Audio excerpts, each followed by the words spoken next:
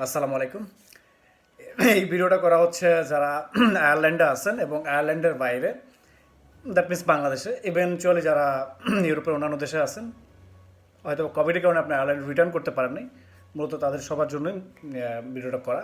এখানে দুইটা পার্ট থাকবে। সেটা হচ্ছে অ্যাকচুয়ালি ইতিমধ্যে আপনারা জানতে পারছেন, আমি ফেসবুকে একটা পোস্ট করছি যে গ্র্যাজুয়েট প্রোগ্রামের রিনিউ যে অ্যাপ্লিকেশনটা, সেটা আপনারা এখন আর ওই উপস্থিত নিজে না হয়ে অনলাইনে অ্যাপ্লিকেশন করতে পারেন। ইভেনচুয়ালি আপনারা আগে যেখানে পার্ট টাইম কাজ করার সুযোগ ছিল, সেখানে এখন ফুল টাইম করার সুযোগ গভর্নমেন্ট করে দিছে। এবং এটা কয়দিন পর্যন্ত আপনি করতে পারবেন এবং এটা কী প্রসিডিউরস, এটা আমি এই ভিডিওর শেষে ব্যাখ্যা করব। তো প্রথমে আমি কিছু ইনফরমেশন শেয়ার করব আপনার বর্তমান আয়ারল্যান্ডের ইমিগ্রেশন অবস্থা নিয়ে।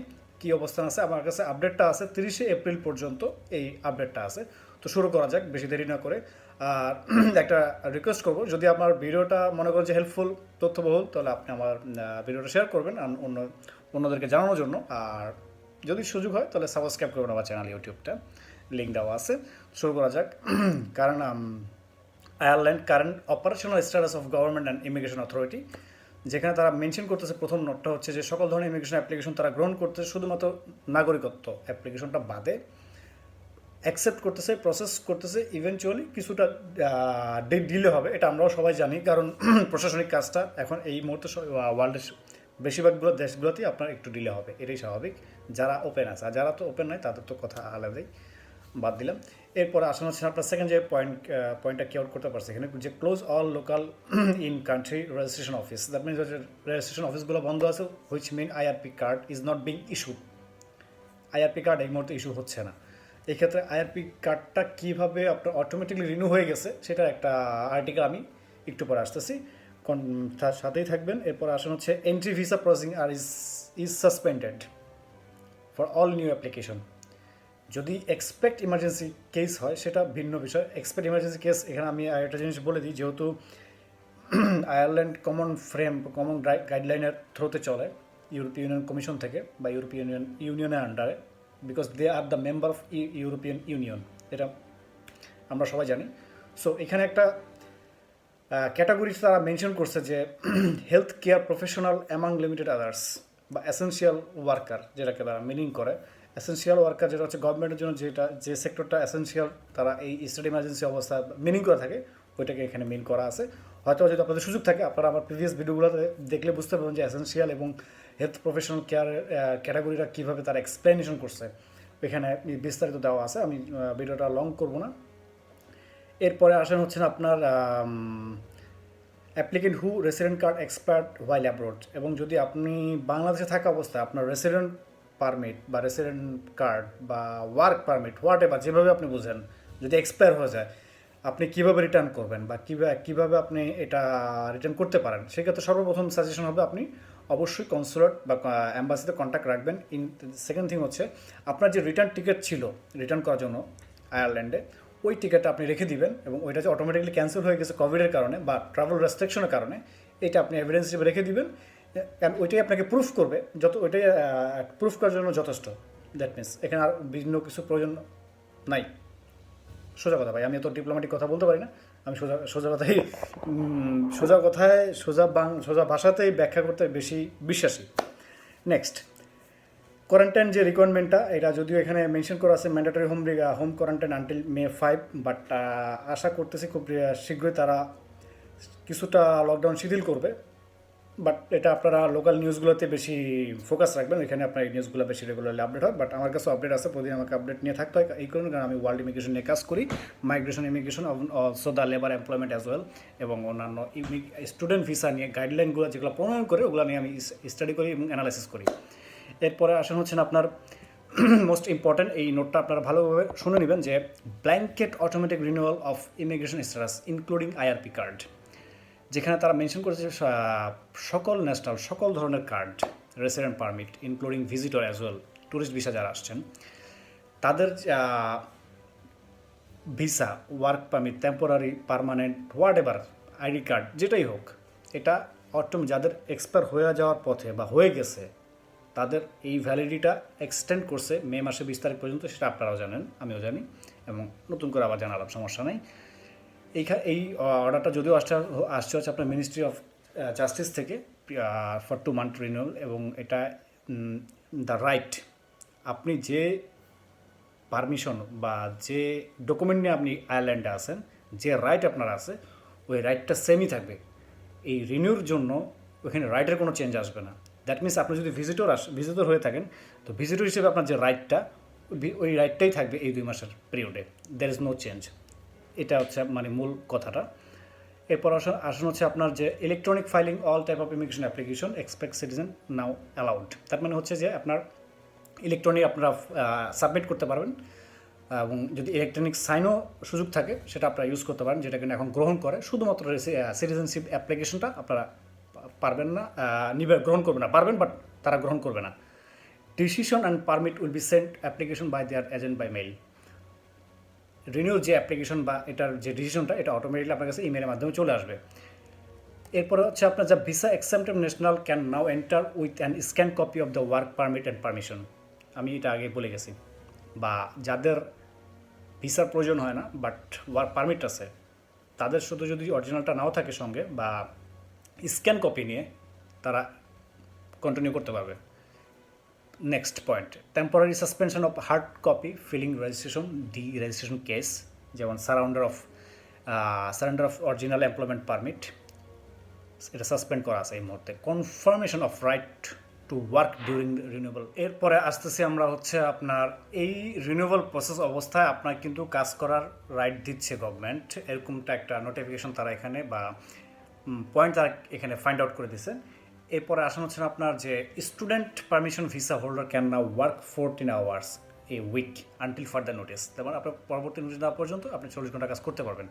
এবং এই ক্ষেত্রে কিছু বাধ্যবাধকতা আছে এবং রেস্ট্রিকশন আছে, সেটা আমি এন্ড অফ দ্য ভিডিওতে বলে দিব, কীভাবে কী প্রসিডিউরস, কীভাবে কী অ্যাপ্লাই করতে হয়, কীভাবে রেজিস্ট্রেশন, কীভাবে রিনিউয়াল অ্যাপ্লিকেশন, এক্সেট্রা এক্সেট্রা সবগুলো, যেটা আমি কিন্তু পোস্ট করছি আজকে আজকে না, হ্যাঁ আজকেই মনে হয় আমি পোস্ট করছি সম্ভবত ফেসবুকে। যাই হোক, দেখবেন আপনারা। এরপর আসেন overall increase the flexibility of the part of immigration authority. তারা মোটামুটি চেষ্টা করতেছে ফ্লেক্সিবিলিটি করার জন্য, বাট আমরা জানি যে কত ফ্লেক্সিবিলিটি হয় এটা স্বাভাবিক, কারণ যেহেতু আপনার কোভিড স্টেট ইমার্জেন্সি অবস্থায় আছি। এরপরে আসেন হচ্ছেন আপনার employer allow employment permit holder to work from home. বাসা থেকে কাজ করতে পারবেন, মাস্ট বি নোটিফাই আপনার department of business enterprise and innovation, that means DVEI, অবশ্যই তাকে নোটিফাই করতে হবে। এবং আপনি যদি বাংলাদেশ থেকে বৈশা আয়ারল্যান্ডে রিমোটলি কাজ করেন, এটার জন্য একটা রেগুলেশন আছে, সেটাও আমি আপনাকে ভিডিওতে বলে দিচ্ছি, একটু খেয়াল করবেন। তো মোটামুটি এইটা ছিল এই মুহূর্তে ইমিগ্রেশন লেটেস্ট আপডেটটা ওভারঅল আয়ারল্যান্ডের জন্য। এবার আসি হচ্ছে আপনাদের যে বাধ্যবাধকগুলো এখানে তারা মিন করে গেছে, যেমন যে how many official immigration guideline can be released related COVID. যেহেতু আপনার working from home holder employment permit are now allowed working from home, অবশ্যই আপনাকে এটা DVEI-তে নোটিফাই করতে হবে। Simply notification to company confirm the staff might be working from the home due to current situation, এটা স্বাভাবিক একটা বিষয়। এবং flexibility regarding the filing electronic signature, electronic filing and copy document will be accepted by the DVU regarding all employment permit base matter. So এটা আগেই বলে গেছি প্রথমে, এটা অর্থটা কি যে এখন থেকে এমপ্লয় এবং এমপ্লয়ার উভয় চাইলে ইলেকট্রনিকভাবে সিগনেচার করে সকল ধরনের ডকুমেন্টগুলো প্রসেস এবং পারমিট সম্পর্কিত প্রসেস রিগার্ডিং গ্রহণ করবে। এরপর আসেন হচ্ছে আপনার blanket immigration renewal for certain individual. এখানে মিনিংটা এইভাবে করছে যে holder of Irish resident permit IRP card, previously called it GNIV card. Then employment permit holder who has not yet registered for their Irish residency permit IRP card, people of the state with working holiday authorization WHA permission, এটা আপনারা ভালো জানেন, short term visitor who are granted permission to be the state up to maximum 90 days, that means visitor, এবং holder of the typical working scheme AWS permission. এই কয়েকটা ক্যাটাগরিকে তারা meaning করছে blanket immigration, যেটা কিনা অটোমেটিক 2 মান্থ এক্সটেন্ড হয়ে গেছে যদি যাদেরটা এক্সপায়ার হয়ে গেছে এর মধ্যে। এরপর আসেন হচ্ছে আপনার যে what about the entry band. Entry ব্যান্ডটা আমরা সবাই মোটামুটি এখন জানি যে কি অবস্থা, সব কিছু সাসপেন্ড আছে। তবে যারা বাংলাদেশে আছেন, যদি পারমিট এক্সপায়ার হয়ে যায়, অবশ্যই আপনি এম্বাসিতে কন্ট্যাক্ট রাখবেন। এবং আপনার যদি work permit, president permit expire হয়ে যায়, আপনার যে ফ্লাইটটা ছিল, ফ্লাইটের কপিটা মাস্ট বি রাখবেন। এবং এটা যে ক্যান্সেল হয়ে গেছে সেটা একটা এভিডেন্স রেখে দিবেন। এটা আপনার জন্য এটা প্লাস পয়েন্ট হবে পরবর্তীতে ভিসাটা, যদি ভিসা প্রয়োজন হয় ভিসাটা নেওয়ার জন্য, অথবা যদি তারা ভিন্ন কোনো ওয়েতে, বাট আপনাকে প্রুফ করতে হবে যে আপনি রেডি ছিলেন ওই সময়টা রিটার্ন করার জন্য। দ্যাটস ইট, অন্য কোনো কিছু না। এবং এটাও সত্য কথা আছে, খুব সম্ভাব্য আমরা ধারণা করতেছি যে যারা আয়ারল্যান্ডের বাইরে ছিলেন বাংলাদেশে, তারা এই যে পিরিয়ডটা, যেমন 1 মান্থ 2 মান্থ 3 মান্থ, যেহেতু ট্রাভেল রেস্ট্রিকশন ছিল, ট্রাভেল ব্যান ছিল, আপনি আসতে পারেন নাই, এই টাইমটা কিন্তু কাউন্ট করবে না, বা এটাকে কনসিডার করবে না, বা এটা আমলে নেবে না প্রশাসন, যে না আপনার এটা যারা কিনা টেম্পোরারি থেকে পার্মানেন্ট থেকে পাসপোর্ট, এই রিলেটেড যে কাজগুলো যারা করে থাকেন বা যাদের চিন্তা ভাবনা আছে, তাদের টেনশনের কোনো কারণ নেই। কারণ এরকম একটা আইন আছে বা করতে যাচ্ছে তারা, যে এইটাকে অ্যাভয়েড করবে। যেহেতু সিচুয়েশনটা আমরা কেউ ক্রিয়েট করিনি, এটা অটোমেটিকলি আসছে, অটোমেটিকলি এলিমিনেট হয়ে যাবে। সেম বিষয়টা হচ্ছে আপনারা যারা আয়ারল্যান্ডে আছেন, যাদের ফাইন্যান্সিয়াল স্টেটমেন্টের উপর ডিপেন্ড করে ওয়ার্ক পারমিট রিনিউ করতে হয় বা রেসিডেন্ট পারমিট রিনিউ করতে হয়, এটা ওয়ার্ল্ড সব দেশের জন্যই, নট ফর অনলি আয়ারল্যান্ড। তো আপনি যদি কম স্যালারিও পেয়ে থাকেন, বা আপনার ইয়ারলি ইনকাম যদি কম চলেও আসে, সেই ক্ষেত্রে নেক্সট রিনিউতে এই যে কম একটা অ্যামাউন্ট আপনি ফাইন্যান্সিয়াল স্টেটমেন্ট আপনার তৈরি হয়েছে ডিউ টু কোভিডের কারণে, এটা ইম্প্যাক্ট পড়বে না, এটাকে তারা কাউন্ট করবে না। এটাও জেনে রাখেন। এটা আমি যতটুকু জানি যে এটা ইতোমধ্যে প্রসেসিং চলতেছে। এরপর আসেন এবার ফাইনাল যে স্টেজটা, সেটা হচ্ছে আপনার স্টুডেন্ট জন্য, যে temporary misuse allow to third level graduate program application to be submitted electronically, যেটা আমি প্রিভিয়াসলি বলেছি। The Irish government announce for শুধুমাত্র নন ইইএ, দ্যাট মিনস হচ্ছে European economic area national, that means আমরা third country national like me, student permit on Irish resident permit stamp 2 who are eligible to third level graduate program may be under now temporary measure apply electronically। এটা আমি পোস্টে করে দিছি। এবার আসলে আমি এটা ডিসকাস করবো যে কীভাবে এটা ইমপ্লিমেন্ট টাইম ফ্রেমটা, কোন সময় থেকে কোন সময় পর্যন্ত এটা আপনি অ্যাপ্লাই করতে পারবেন। এটা ভালো করে পয়েন্টটা নোট করে নেবেন, আশা করি হেল্পফুল হবে।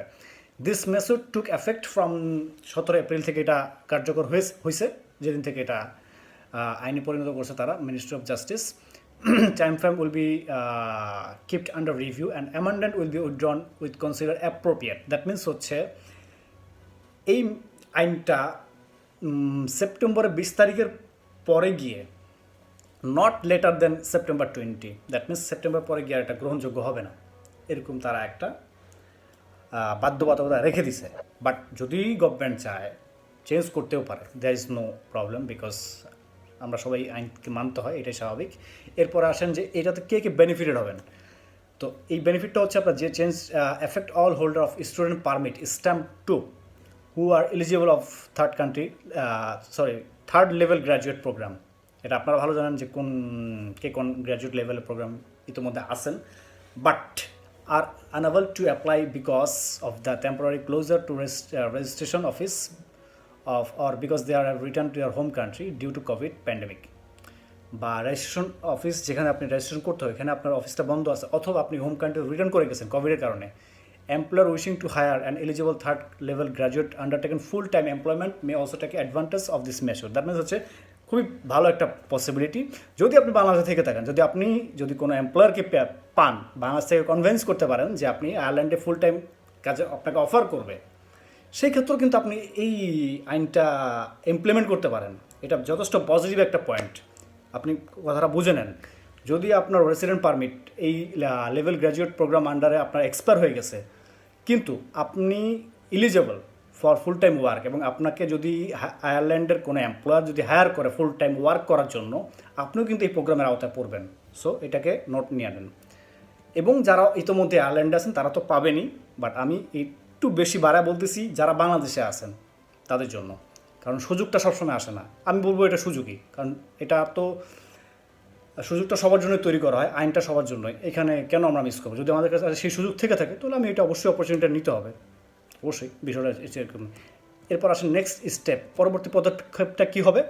Employer should be update and employees or promotion potential employee who are maybe eligible for this third level graduate program অবশ্যই এমপ্লয়ারকে আপডেট করতে হবে এবং eligible application should be submit their application অবশ্যই এটা অ্যাপ্লিকেশনটা সাবমিট করতে হবে ইলেকট্রনিকভাবে এটা অ্যাপ্লিকেবল এবং all document require all document যেটা কিনা আপনি রেজিস্ট্রেশন করতে পারেন বা পাঠাতে পারেন। অ্যাড্রেসটা হচ্ছে আমি আপনাদেরকে নিচে ভিডিও নিচে দিয়ে দিব, এটা খুবই ইম্পর্ট্যান্ট একটা অ্যাড্রেস। এখানে আপনি সকল ধরনের এমপ্লয়ার যিনি নিয়োগকারী আর যিনি কাজ করবেন উভয়ের জন্য ভিডিওটা এবং অ্যাড্রেসটা আমি দিয়ে দিচ্ছি।